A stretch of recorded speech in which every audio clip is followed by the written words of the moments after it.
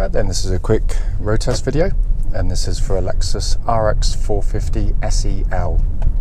This particular car is registered LV10DLX.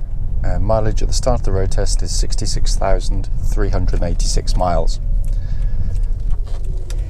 The reason we do these road tests is so that anyone that's actually looking at this car online in an advert actually gets to see that very car in operation.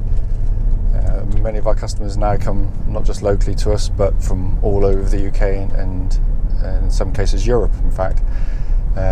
So the least we can do is go to the time and effort to do this, because we know, because we've been on the receiving end ourselves, what it's like to go and see a car. When you get there and drive it, you find it's got an immediate issue, which would manifest itself as soon as you drive any car. So that's why we do it. So it is critical in that sense. Road test is also done on exactly the same very quiet country roads, very close to our premises, so hopefully be representative of what you feel yourself if offered to test drive in the car. So coming to the car itself, obviously hybrid system, so press a button, kind of whirs into life. There's no starter motor to do that. Starts instantly, silently. Engine itself, the dashboard is showing no warning lights at all relating to the engine or any other part of the car. The car's been running for quite some time now, and it's just over a third, or between a third and a half, which is exactly where it should be on the temperature gauge.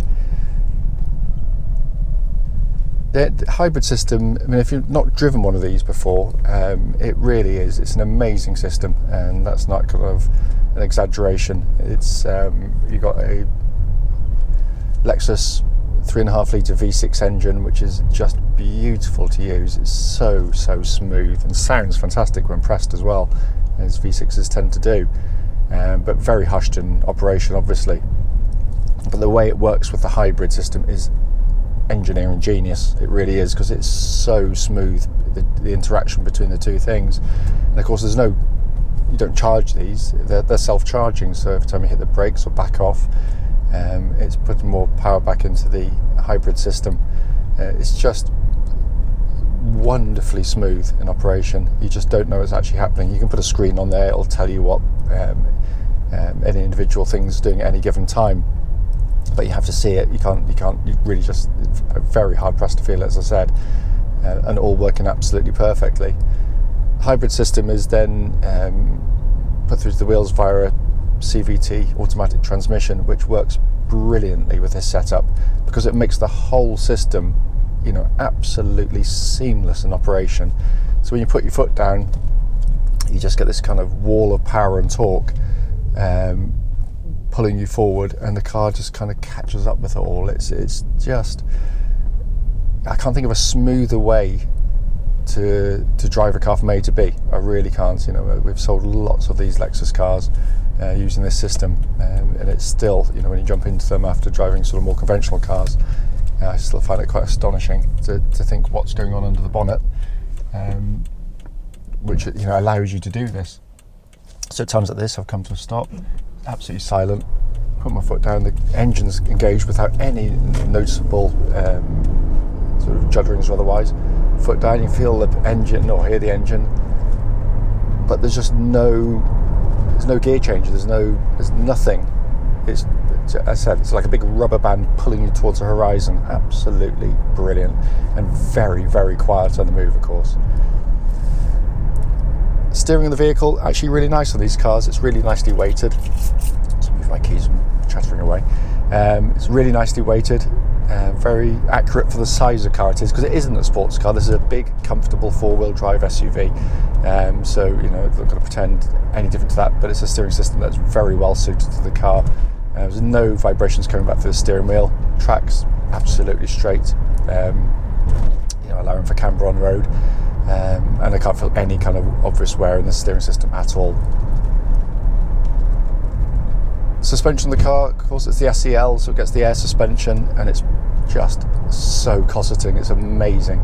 Very, very smooth on the straight ahead, of course, but when you go to the corners, it doesn't allow huge amounts of body roll, so you don't get that horrible kind of lurch into the corners that you can get with some cars. But it's just just so comfortable. That just fits the car perfectly in terms of what it's aiming to do, which is basically allow people to cover mega miles, but still get out the other side relatively refreshed. Also, whilst on the test drive, what I'm looking for with any suspension system is any signs of any knocking noises coming from underneath. So when you hit a bump, you'll hear it, subdued as it is, you'll hear it. But what you don't get is any kind of sort of chatterings or knocking noises at all. Brakes, by the way, absolutely brilliant on the car. You shove your foot down and they are lovely solid pedal. There's no vibrations or pulsing at all on the brake pedal. And it pulls it nice and straight as well. Looking around inside the car, this is a 9-year-old car. You'd hardly believe it, given the fact that it's just so well built. This is real build quality over many years, but it's just fantastic in here. Very simple, very stylish, very easy to get acquainted with. Once you've had the car for a week or two, things become second nature very, very quickly. Because I must admit, when I first got them, I found this kind of little iDrive mouse pad thing a little bit awkward compared to what I was used to with the previous RX 400s. But I'm an old dinosaur, so that say within a couple of weeks I'd kind of fathomed that out very quickly indeed. But a wonderful place to sit and operate a car. They've got this huge sat-nav system up high, working perfectly. Air conditioning's ice cold on the car. You got heated and cooled seats on the car. I've checked them, they work absolutely perfectly. And if you like your music, you'll love the stereo system. Mark Levinson's stereo system is absolutely brilliant. The sound reproduction's amazing on it.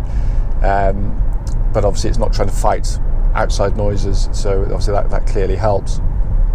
Dashboard is simplicity itself. You don't have a rev counter, you have kind of a power gauge which goes up as a rev counter would. It tells you when you're applying power in there. All the gauges, everything working exactly as intended. Steering wheel looks and feels pretty much as new in hand. So I put the cooled seats on while I was doing that. It's absolutely ice cold, really effective. But it said, yeah, every button I press has worked exactly as the manufacturer intends as well. As I said at the start of the video, albeit it's relatively short, the point of it is just to pick up on any kind of obvious issues that you're gonna, you'd find yourself if test driving the car. But it just drives absolutely beautifully. The reality is, people looking at these have either had RX 400s, so as much as I hate the expression, it becomes a bit of a no-brainer to go from this and upgrade to the 450s. And we sell lots of these where the 400 is the natural part exchange. But also people sort of cross-shopping, more commonly things like ML, X5, that kind of thing, all very nice, worthy cars. But in terms of reliability and refinement and real-world economy, it pretty much hammers all of them. We've tried them all. They're all, as I said, they're lovely to drive. And as I say to everybody, even a Lexus goes wrong. It's not to say that the car will never, ever, ever have an issue.